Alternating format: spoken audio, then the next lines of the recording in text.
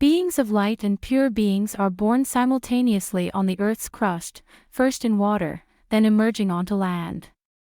The planet is filled with light inside, thanks to the beings that inhabit it, and from there, they became part of the origin of life process, the being in the universe. We have seen how millions of beings, with significant progress in the life of the universe, come together and decide to do something to understand their past from the beginning. Due to the dimension in which they find themselves, a very elevated dimension where understanding is immense, nevertheless, due to life processes, due to the cycles of the universe, there was a moment when their memory was erased. They must do something to recover it, to know how life's beginning, the origin, genuinely is.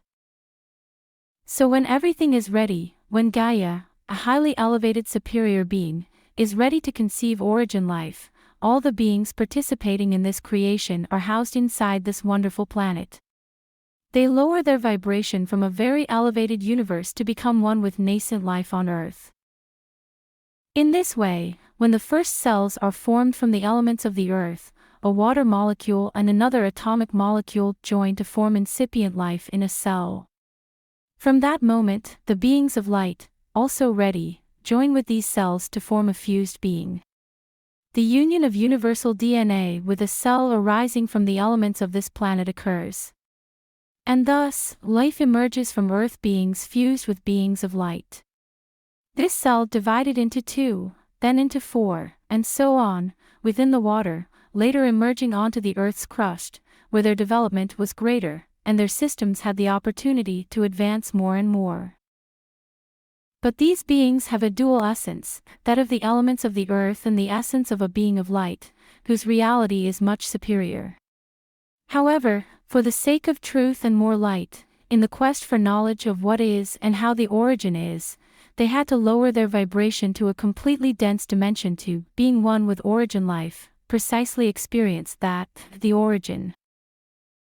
At the beginning of life on Earth, there were also many beings that were not fused, as part of the colossal experiment. These beings must observe what origin life is, pure, without the fusion of a being of light. Life like this, pure and immaculate, whose essence is God's DNA, the pure essence of God, at the origin of life. This life, due to its characteristics, does not possess the memory of the universe, and because it has not been fused with the essence of an angel or an elevated being, it is not possible for it to comprehend what it has not experienced. That's why they needed help. We are all important and equally valuable in this learning.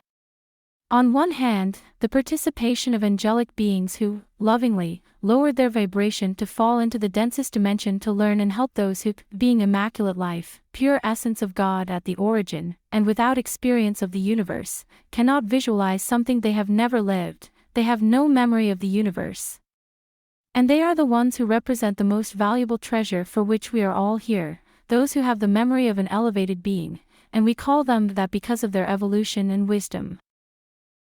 Pure and immaculate native beings are the greatest treasure of this reality, for universal life, and the objective for which beings of elevated consciousness have descended to participate in this magnificent work, with courage and much love, in the search for a more complete happiness, by knowing the origin of life in this majestic experiment.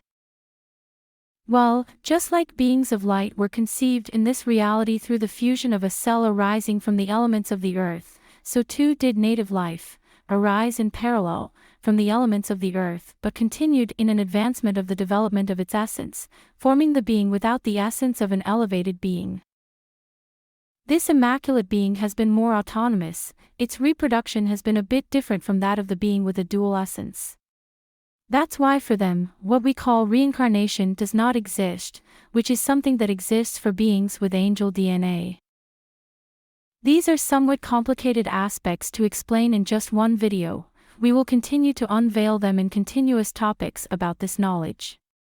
What we want to emphasize for today is that we are beings called beings of light due to the fusion conceived from an angel at the beginning of life, who have been with us during this process of millions of Earth years. Each fused being in this reality has its own elevated being that guides it, that has always guided it, and which, like all others, we have interacted with in the development and evolution of life, always supporting and protecting native beings, pure and immaculate, as they are the most in need of advancement.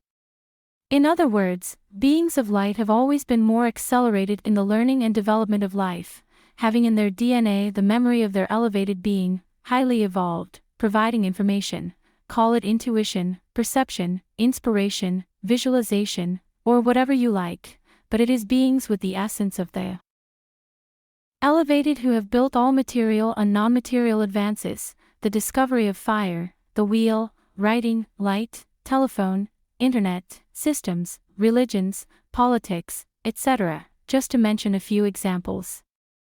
All these discoveries have been directed by beings with universal memory in their DNA.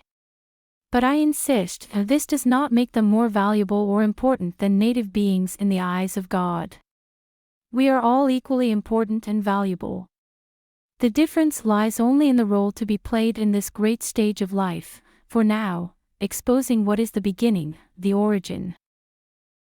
And how can I know what kind of beings I belong to, you may ask, and I will tell you, if you are here, listening to this, just by this fact, we can say that you belong to a being with the essence of an angel, someone who came from above to merge into this world, participating in the great event, the majestic and colossal experiment on earth, in search of the discovery of what the origin is and all that it implies. And you are heroic for it. But there is something else to consider. Have you heard of the first and second fall of angels? Having explained what the first fall of angels is, from the beginning of life, it is important to know that there was a second fall of angels, but that happened much later than the beginning of life here, from what we have been talking about.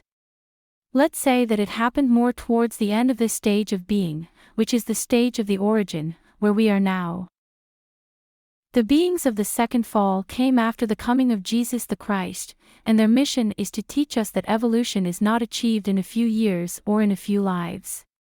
Beings of the first fall have been here for millions of years, from the beginning. Their evolution has cost a lot. Beings of the second fall only have a few lives experiencing this reality, and that is why their bodies do not have the evolution that a being of the first fall has. However, these beings of the second fall have also been very brave and loving since they have renounced a glory in which they lived to descend to help the earth in the moments when more help is needed, to carry out the rescue of all life here, human, animal, and plant, in their forced exit before the supernova occurs, at the moment when the earth will give birth. And this is the most important mission of the angels of the second fall, to help Gaia, for which all preparations are being made. Let's know that all the beings that are intervening in the discovery of what the origin is, are born from very brave, infinitely loving, and wise essences, and that everything we are doing is for the greater good of the universe. In reality, there is no evil as such. Everything we call evil is nothing more than a lack of evolution, knowledge, and wisdom. There, in the universe, everything is harmony, elevated evolutionary levels where there is no regression. There is no denser vibration than ours, where, due to lack of evolution, we imagine that there is an uncontrollable evil. When the being acquires consciousness through its evolution, it crystallizes and never goes back.